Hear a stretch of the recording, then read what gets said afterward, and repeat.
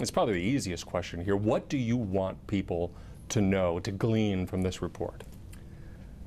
In October, all of the bishops of Texas said we would all publish, each individually, our list of credibly accused priests in our dioceses. We go back 70 years to look at those lists. It was a lot of work to do. The emphasis on everything of putting together these lists are the victims and the survivors. That's been our purpose. And so we've worked that out, and today we publish that list along with other dioceses. And it's very painful.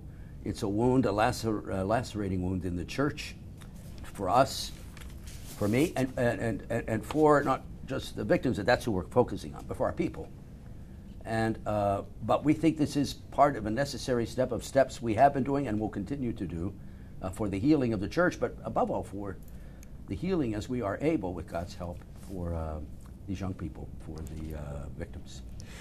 As this story has unfolded, not just here in the Galveston-Houston Archdiocese, but across the country, people have asked, legitimately so, over and over, why was this allowed to happen? What is the culture that allowed this to happen? Mm-hmm. Can you speak to that? Probably a little bit. As you know, we've been working on this since the Dallas Charter and even before. Mm-hmm. And at the Dallas Charter, a whole particular law was approved by Rome of how we are to handle any priests who abuse the young.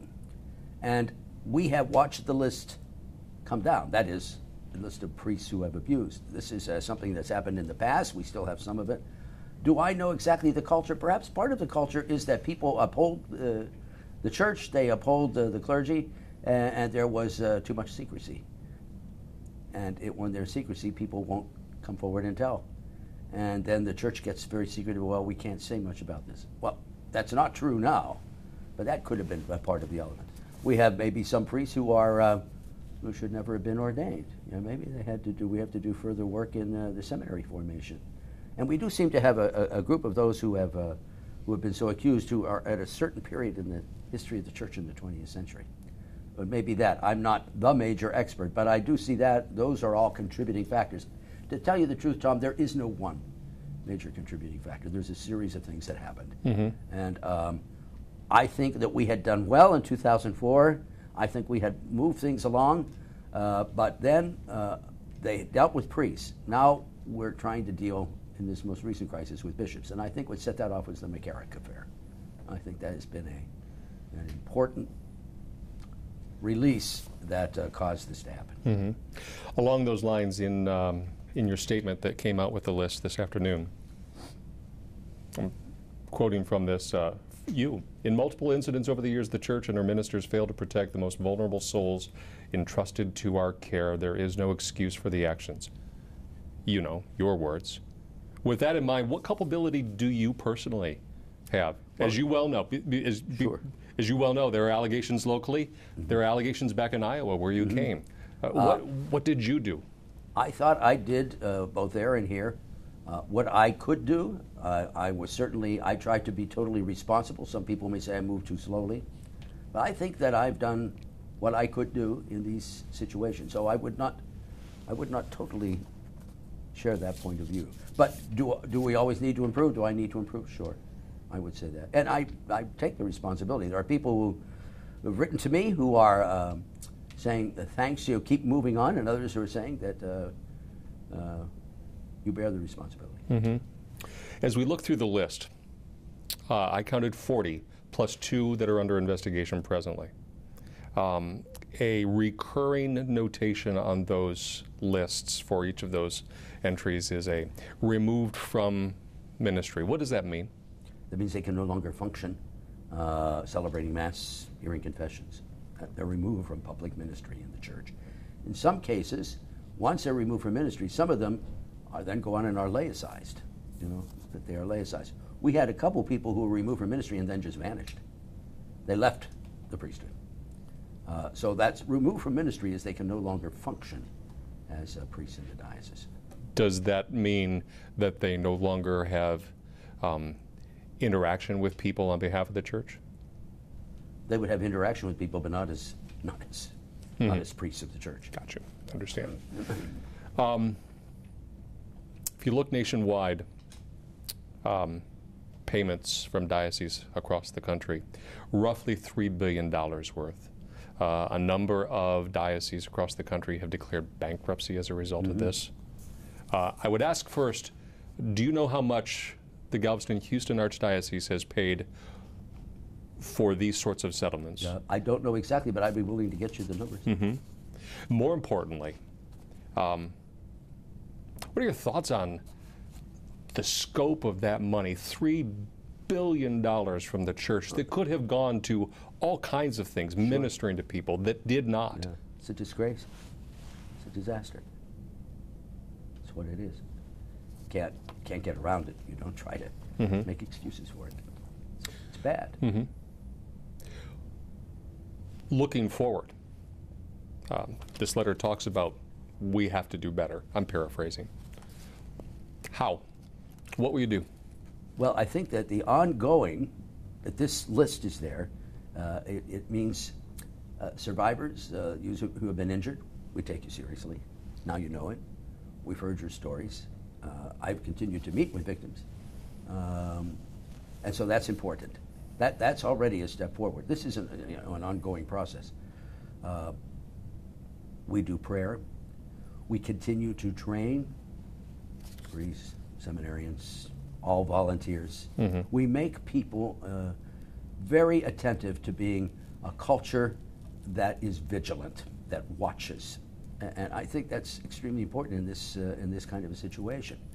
And we continue to bring support by counseling and those kind of things for the victims. I have found that to be pretty important. But I have found equally important is they want to be heard.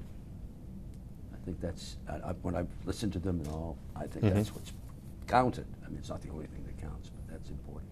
Some can heal with what we are trying to do. Some, it will take a long time. I feel very bad that some will never heal. It becomes so involved. But we keep praying and working on that. Our people need to heal as well. You know, some run the gamut, you know, from enraged to angry, some making suggestions and all, and those letters and all are very good. They are of help in doing your own change, your own contrition, and your own moving ahead. And that's what we're doing. For us, today is about victims. Today is about the survivors. We want to continue to move ahead on those things. That's what and we will. I know you, I believe it was in the fall, you were in Rome talking to the Holy Father about this. What does he say about this element of his United States flock? He said it's a heavy wound in the church. He just wrote us at our retreat that we went to in Germany, in Chicago, and did the same. He said your unity has to be deeply improved and deepened. He also has said that he knows this is a really important situation in the Church of the United States. He told me that when I saw him in September. So I think the Pope is very attentive to what is going on here. That's why he called this meeting in February.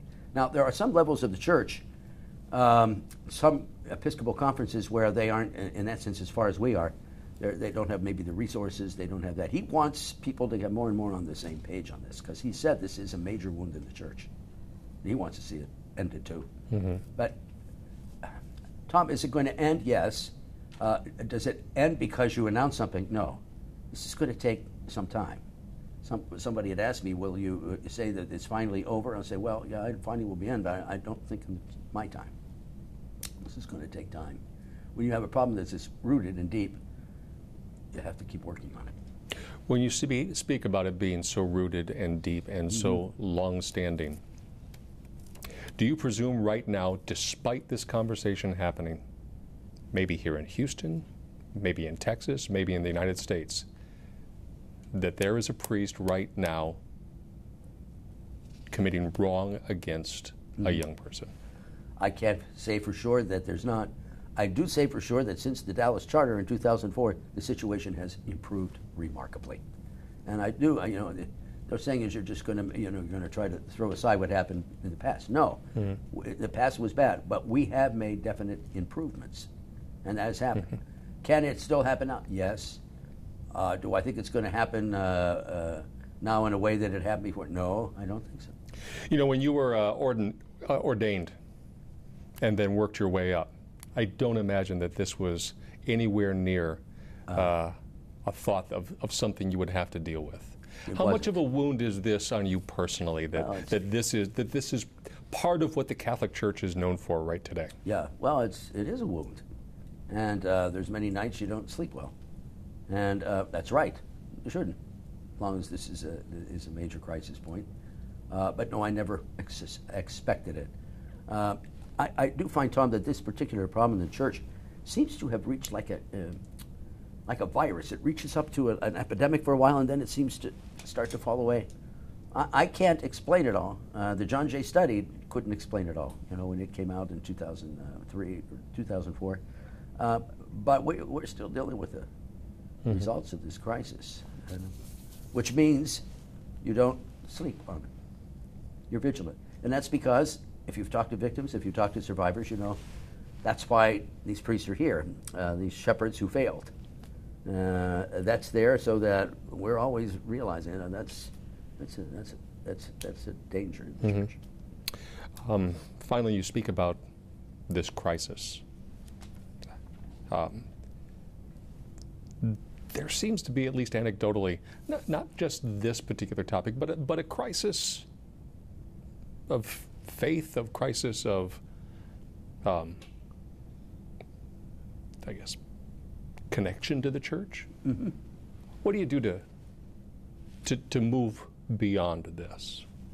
Well, the first thing you do is everyone who's a church, and particularly leadership, you have to convert and be faithful to the gospel. You have to respect the human person. You have to allow people time to grow. Some people have grown distant but can return where they see an authenticity in the church. May I add, though, Tom, at the same time, when people will say, I can't be near the church now because there's too many hypocrites, my one response is humility to say, yes, we are, and we have to work on that. The other response is say, yes, we are, and why don't you come and join us and help us to be less hypocritical? So we have a major issue. Now, let me say this. In the midst of all this, we had this major encuentro for the Hispanic communities in the United States, and they were near San Antonio for this meeting. They were enthusiastic. There were lots of them. They were very attentive to the faith, and they knew what was going on then. This was in September. So despite all this, there are many people who are still willing to work with and for and with the church. I'm grateful for them. There are other people who have been so hurt, they've walked away. We got to find a way to invite them back, but of course to invite them back we have to be converted. And that's what I hope for, and what I work for, as a matter of fact. Whatever people may think of us as a leadership, we do think seriously about our own conversion, but the conversion within the church, so people will live the gospel, and that's why we're here. And know that your doors are open. Absolutely, always. Come. That's it. Sir, I thank you for your time. Tom, thank you. I appreciate it. Sure enough.